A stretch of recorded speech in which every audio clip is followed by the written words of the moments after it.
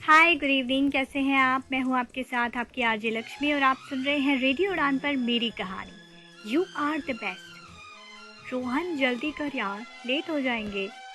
Sorry, बस 2 minute में आ रहा हूँ। हो गया, चले। वैसे करण, मैंने सुना है कि गांव में बहुत खूबसूरत लड़कियां होती हैं। रोहन, तेरी फ्लर्ट करने की आदत कब तक जाएगी? तुझे तो पता है ना, ये मेरी पुरानी आदत है। वैसे तुझे पता है, जब तक मैं कोई खूबसूरत लड़की ना देख लूँ ना, तब तक दिन नहीं बनता। करण, तू ना सच में बहुत बोरिंग है यार। रोहन, तू सच में मार खाएगा। चले। हाँ, वैसे भी ना आंटी के हाथ का खाना खाए हुए बहुत समय हो गया है। मैं तो बहुत एक्साइटेड हूँ। खाना तो तब खाएंगे ना जब हम टाइम पर पहुँच पाएंगे। तो फिलहाल चलें। ओके, चलते हैं। चंपा। जी माँ जी, आज चाय मिलेगी या नहीं? जी माँ जी, अभी लाई। पता नहीं तेरा चेहरा कब तक देखना पड़ेगा। अपशगुनी कहेगी। बचपन में अपने माँ बाप को खा गई और अब मेरे बेटे को भी खा गई। माँ जी, वो खड़े खड़े मेरा मुंह क्या देख रही है? जा चुपचाप से और मेरे लिए चाय लेकर आ। मामा, क्या हो गया है आपको?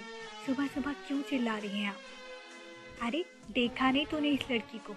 पता नहीं बेटा, इसका बोझ कब तक ढोएंगे हम। मामा प्लीज, बंद कीजिए ये सब।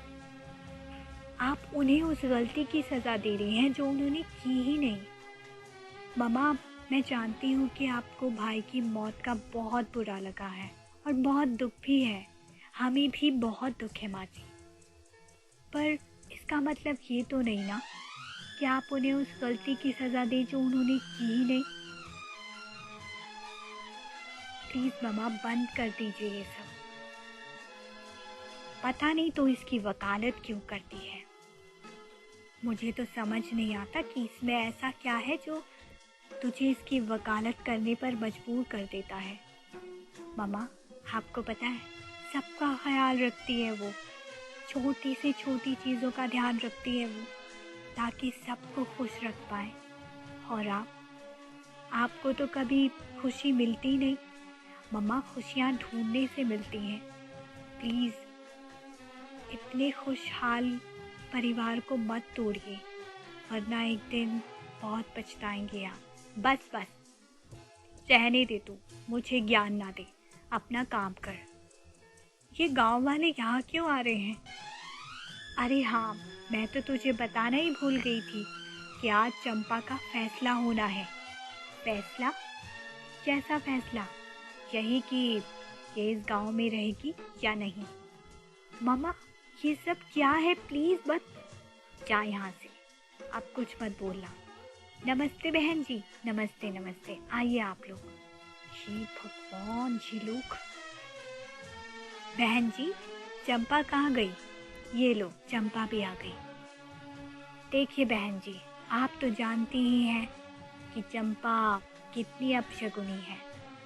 इसका साया जिस पर भी पड़ता है, उसके साथ कुछ ना कुछ अशुभ ज़रूर होता है। इसीलिए हम चाहते हैं कि आप इसे इस घर से निकाल दें और चंपा इस गांव को छोड़ दे। हाँ हाँ, आप सब ठीक कह रहे हैं, मैं भी यही चाहती हूँ। ऐसा कुछ नहीं होगा दिशा बेटा, ये कहीं नहीं जाएंगी। ये मेरा फैसला है। और हाँ, अगर किसी ने भी इन्हें हाथ लगाने की कोशिश की ना, तो मैं पुलिस में फ़ोन कर दूंगी। दिशा बेटा, तुझे पता है, इसका इसका साया जिस पर भी पड़ेगा, उसके साथ कुछ ना कुछ अशुभ ज़रूर होगा। ये कहना चाहते हैं ना आप? कोई बात नहीं, मुझे इससे कोई फ़र्क नहीं पड़ता। दिशा, हम इस गांव के सरपंच हैं, इसीलिए सारे फैसले आप ही लेते हैं, है ना? यही कहना चाहते हैं ना आप? अगर आप इस गांव के सरपंच हैं तो गांव का विकास कीजिए, गांव में तरक्की लाइए, गांव को खुशहाल बनाइए, गांव के बच्चों को पढ़ाइए लिखाइए, ताकि वो इस काबिल बन सके कि आपके गांव का नाम दूर दूर तक फैल सके, ना कि उनकी सोच को रूढ़िवादी बनाइए। राम राम राम, कल की आई हुई लड़की हमें ज्ञान दे रही है। मैं ज्ञान नहीं दे रही हूँ, आपको सही बात बता रही हूँ। वैसे भी मैं जानती हूँ कि आप लोगों की सोच कितनी बेकार है। मैं आप लोगों से एक सवाल पूछना चाहती हूँ, क्या इनका कोई वजूद नहीं है? क्या इन्हें जीने का कोई हक नहीं है? क्यों कर रहे हैं आप लोग ऐसा? क्या आप लोगों को ज़रा सा भी रहम नहीं आता? मैं किसी की भी साथ कुछ भी गलत नहीं होने दूंगी। चलिए भाभी, अंदर चलिए। लेकिन मैंने कहा ना, अंदर चलिए। बहन जी, आपकी बेटी ने ठीक नहीं किया हमारे साथ। और हाँ, आप लोग यहाँ से जा सकते हैं, जा रहे हैं। लेकिन याद रखना, ये लड़की अपशगुनी है। कोई बात नहीं, जो भी है मैं देख लूंगी। अरे, तुझे हो क्या गया है बेटा? तू इसकी वकालत क्यों कर रही है? तूने देखा नहीं, इसने मेरे... बस कीजिए मामा, क्या समझाऊं मैं आपको, क्या कहूं मैं आपसे? मामा, आप तो ऐसी नहीं थी। मुझे लगता है कि भाई की मौत के गम ने आपको इतना तोड़ दिया है कि आप सही और गलत में फर्क करना भूल गई हैं। मामा, ऐसा मत कीजिए, वरना सब कुछ बिखर जाएगा। भाभी, आप इतना भी कमज़ोर मत बनिए कि बाद में आपको पछताना पड़े।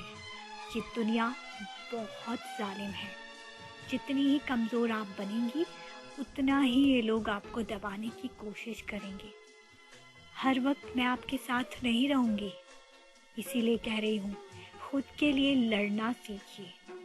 सही क्या है और गलत क्या है, ये जानो। समझ में आया आपको? आप कोई कांच की गुड़िया नहीं है जो टूट कर बिखर जाएंगी।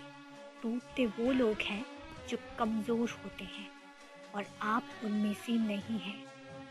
भाभी, प्लीज़ अपनी ज़िंदगी को खुलकर जियो। मुझे यकीन है एक दिन आपकी ज़िंदगी में भी खुशियाँ आएंगी। करण, तुम कब आए? यही अभी अभी 5 मिनट पहले। वैसे कहा तुमने बिल्कुल सही है। ज़िंदगी में खुश रहना ज़रूरी है और खुद के लिए लड़ना भी। वैसे आंटी, ये सोच पहले थी, अब नहीं। अब ज़माना बदल गया है, तो प्लीज़ आप भी बदल जाइए। और हाँ, रही बात इस लड़की की, तो ये मेरे साथ जाएगी। What?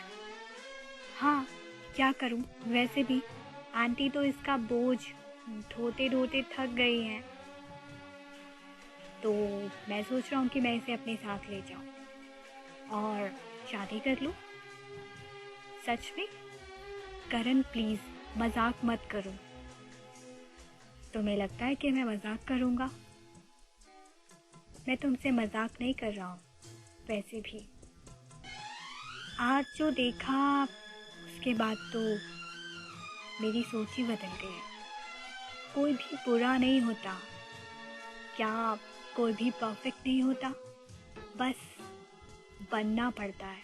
पूरी ज़िंदगी अगर खुद को परफेक्ट बनाने में लगा दोगे ना आंटी, तो ज़िंदगी को जी नहीं पाओगे।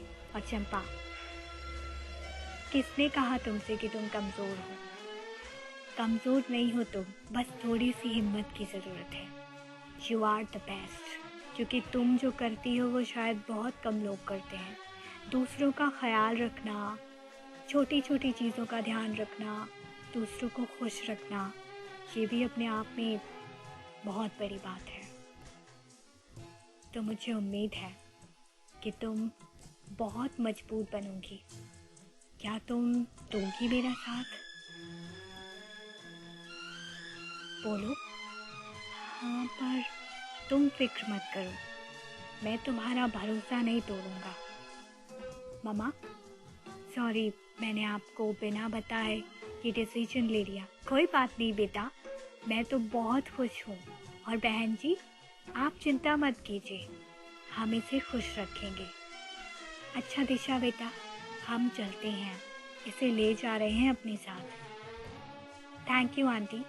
अब ये मेरी भाभी तो नहीं है, लेकिन फिर भी इनका ख्याल रखिएगा।